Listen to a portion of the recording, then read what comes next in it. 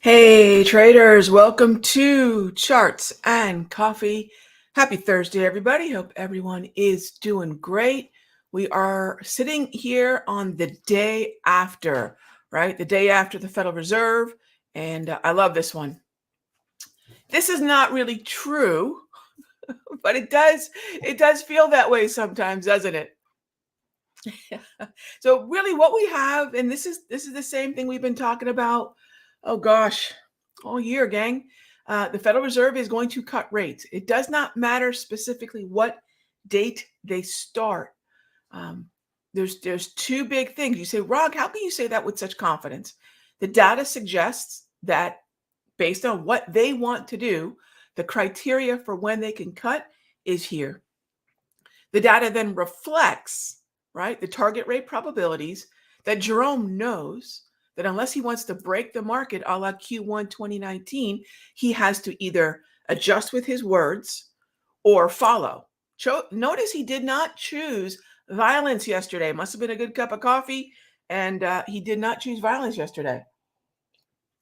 He could have easily talked those expectations down. Right, those futures are real time. I'm sure he's got a little bug in his ear, and someone saying, "Hey, Jerome, Fed fund futures are going the wrong way." Scowl a little bit more. I'm only slightly kidding, right? They can adjust those expectations. He chose not to. So we're going to see rate cuts. Equities love rate cuts. I'd like to see the bond market get with the program because they don't see, when you take a look at bonds, it doesn't seem that bonds are completely convinced, and maybe bonds are a little bit more. I'd say they're a little bit more spectacle. They're going to look at the spectacle. They're a little bit more spectacle resistant, and they're going to be more skeptical in terms of what it is they need to see in order to really start moving the bond yields, meaning ZB futures, and this is the June contract, back above, sustainably above the 122 handle. So those are things we can measure, right? Those are things we can measure. And as long as we can measure it, we can understand the reaction in a way that allows us to continue to focus on trades and manage risk. So it goes right back to the same thing we've been saying for a while, right?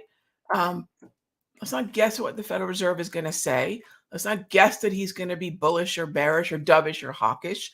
Let's just follow the trend, right? And here we are once again at another all-time high. By the way, I'm using the charts from TradingView here.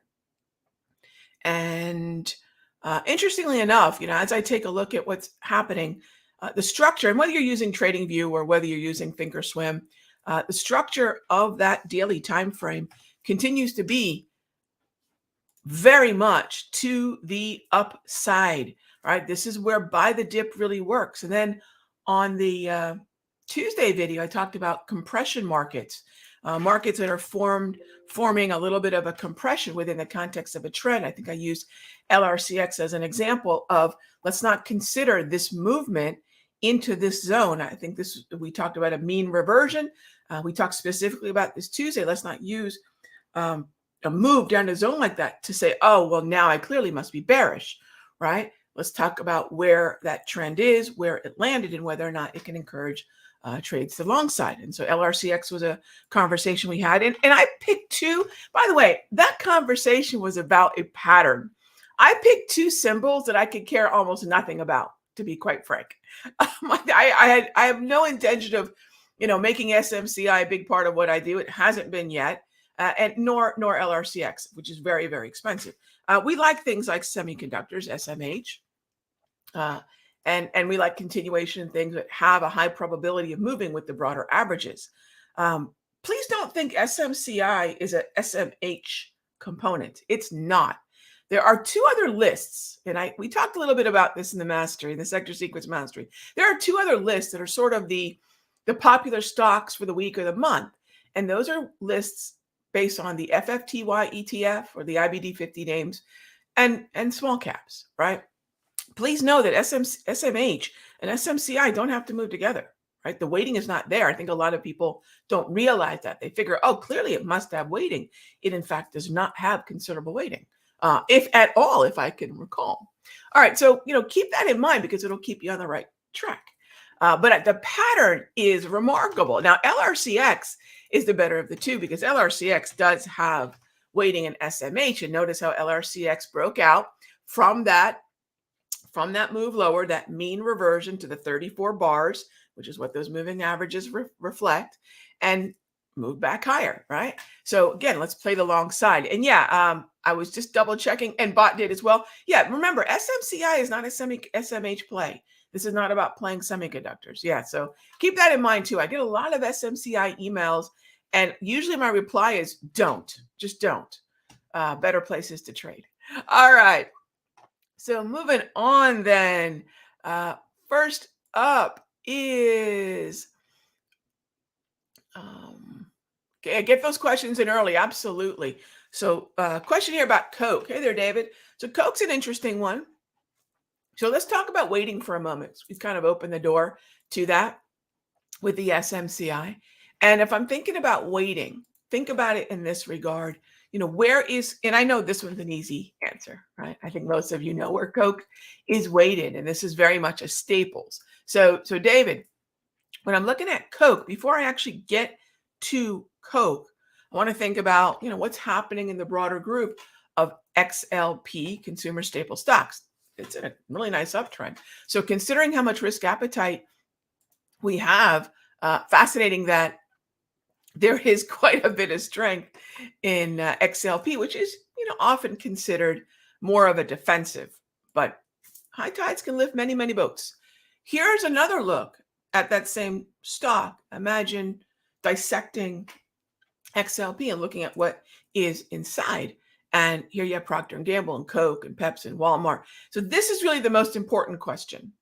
It's never, what do I think about Coke, right? It's always, what do I see in terms of relative performance? But I know what you mean. But let's get really specific about the kind of questions that lead to the kind of progress we've seen in the mastery, focusing on calls, focusing on buy the dip, focusing on the strongest of the strong. So definitely XLP is strong. And if there's liquidity in the ETF, I would go with that. That's a great way to take advantage of Procter & Gamble, Walmart, Philip Morris, Altria, Colgate, Target, Monster.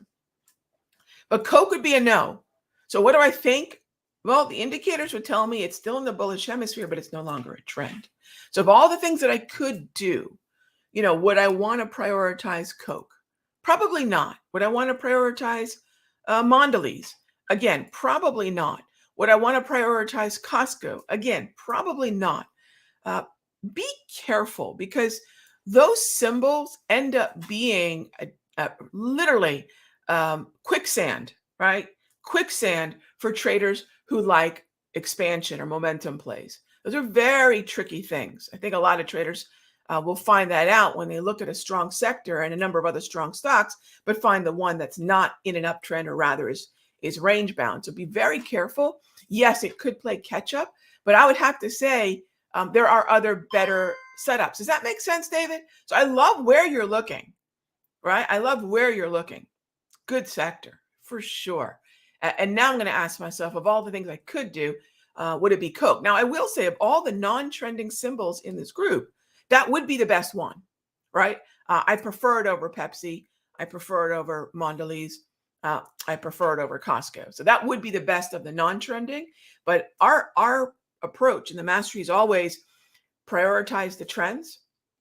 And then that's typically where you're going to find the follow through.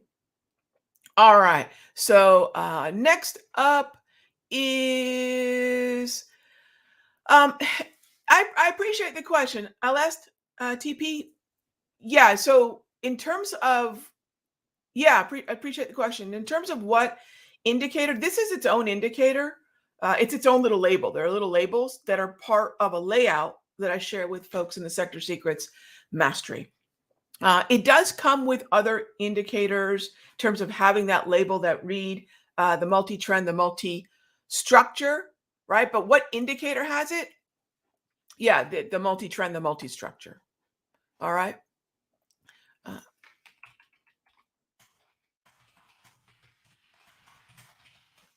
All right. And by the way, if and I realize I don't know if you're referring to just generally that question or the class that we have coming up on April 13. Yeah, the class, it includes the label too. And those are upgraded labels. Those are brand new logic, brand new chip, if you will, in the tool.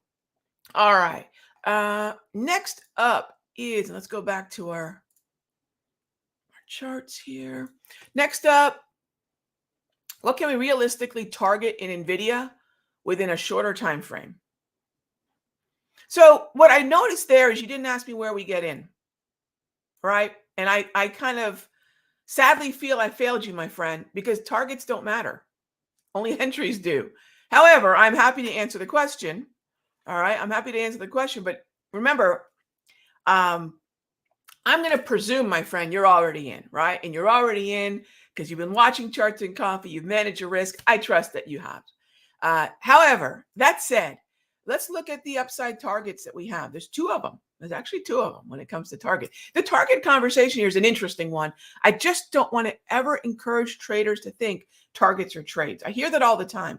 Someone comes up with analysis and said, XLP is going to, XYZ, or Nvidia is going to XYZ, right? That doesn't necessarily mean that's a trade. It just means that there's resistance there, right? All right, so the Nvidia question is kind of interesting, and here's why. Nvidia spent all of last week and even yesterday in much higher than normal volatility. All right, so when I'm talking to you all, I'm talking to you all like I was talking to my best friend, to my family. I think about how do I make sure that they are positioning themselves to make some money, which is why we're all here, right? But not be in a treacherous position to lose a bunch either, right? I would have to say, can we talk about this the way we talked about the earlier question that David had about Coke? Do we have to trade Nvidia? Or would we be better off with SMCH or Taiwan Semi or any of the other trends that are in the SMH? So I'm going to presume that part of it's been done, but the same question would have to be answered here. And then after that, really simple. Where are the daily price movement ranges? At 9:30, I'll get the brand new set of daily price movement ranges for today. You'll notice the ones from yesterday. We're on the upper edge of that. And then I would presume that, we're going to continue higher from there. We're at 922 right now. So we're, obviously you see we're at the upper end of that range. Beyond that, beyond the daily price movement range, we've got to keep an eye on this Darvis up here. So notice these are all automated tools, and be careful. I would say rather than using the Darvis, which is based on the wick, which is by design, that is the high, let's keep an eye on the body right around 950. So whatever today's daily price movement range is, and those print at 930. So we look at, actually they print a little earlier on TradingView, right? So if I pulled up Nvidia,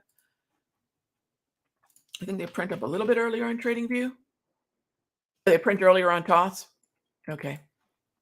So I've got to wait till 9:30 because that's the way the code is designed to measure volatility at the bell. That said, let's do this. Here's another thing you can use. So you might say, Rog, what do you do if it's pre-market and you want a decent idea of resistance? I'll use the hourly price movement range. Remember, the hourly price movement range has already been awake. It's been running and running and running, as you can see. And the near term is sitting at about 931.63 to 937.66. Okay, so that's shorter term time frame. So the daily, I'll have to wait till 9:30. Shorter term time frame, there's your hourly price movement range. So thank you for the question. All right, next up is XLV. XLV has benefited from sector rotation. Ren, I'm with you. XLV has benefited from sector rotation, but the one thing that XLV hasn't really seen regularly is inflows, right? We do track inflows. We are the sector secrets mastery after all. Got to know what kind of dollars are flowing in. And it's been a little lackluster. Now, the most interesting thing about XLV is the fact that Lilly has now taken the top spot of waiting away from United Health, which is probably good for those of you that are bullish XLV like myself, because Lilly is going to help carry this sector higher, unlike Johnson & Johnson and UNH, which have really been a bit of a mess. Right? So Lilly's going to keep that sector moving higher. But the best looks In it are AbbVie, Thermo, and I think AbbVie is the heaviest weighted, best looking uptrend, which is having a mean reversion, pulling back into the wave. But of all the things I could do right now, one of the things we like to do when we are looking at, and let me see if I can't show you here. Here we go. This is our weighting. All right. So if I'm looking at the weighting and where XLV sits, do you see that, my friend? Ren, of all the things I could do, it's sitting below, right? A lot of other names that maybe should get my attention first. So it's not a matter of whether or not we could talk about XLV, but the truth of the matter is, would it be at the top of the list of things that we would do? And if we can get, the more we can get that type of, of analysis factored in, which is not what could I do with this, but why should I do it? And maybe there's another symbol that would be better, right? The more we can do that, the better our trades are going to be. SK from our Simpler Essentials room asks, buy LRCX at the open or wait for a pullback? SK, the video that I shared with you all on Tuesday, today's Thursday, right? On Tuesday was what that was about. So please watch that video and you'll see, no, I will never recommend buying after a move like this. Ever, ever, ever, ever. No, no, no, no. The whole point of sharing that video with you all was to show you that while markets are pulling back and everyone gets bearish, what we want to say is to ourselves, is this a mean reversion? Is this a setup? And how do we set it up? Especially when the markets compress. So please check that video out. No, that was a setup that if you can even see, I have the leftover of that little highlighted box. You buy in that box. Oh gosh, no, not at 980. No. I hope that's super clear. Watch that video. It'll make perfect sense. This was a setup that I shared with you on Tuesday evening for Wednesday. Maybe, if it was still in the zone, right? That was it. And it was, by the way. All right. Next up is, what would I say? Great question. What would I say? Good liquidity. Oh, love this question. Love it. This is a great place to wrap up. David, thank you for asking. I see more traders wander into strikes with less than 500, less than 300 open interest. And I wonder, what on earth are they doing? Right? That's crickets and tumbleweeds. Please remember that typically very small number of open interest. Notice I'm talking OI, not volume. Small number of open interest typically leads to difficult entries and, more importantly, difficult exits, as well as wider spreads. Not always, but more often than not. Minimum 500 open interest. Thank you for the question. Minimum 500 open interest. I see more trades going off in illiquid strikes, illiquid names, and it just kills me because traders are increasing the possible risk on themselves, right? And the difficulty in entries and exits. Remember, whatever the spread is, if we're quote unquote wrong, if we're going to get stopped out, that spread gets tacked onto our trade because that's where we have to execute the trade if it's not going in our favor. Preferably, now 500 is the minimum. Preferably it's over 750 to 1,000, right? We definitely want that liquidity. Thank you as always, gang. I'll see you tomorrow, same time, same station. We're heading into the Sector Secrets Mastery Room right now. My Simpler Central folks, I'll see you in that room at 10:30. Be good to each other, gang. I'll talk with you soon.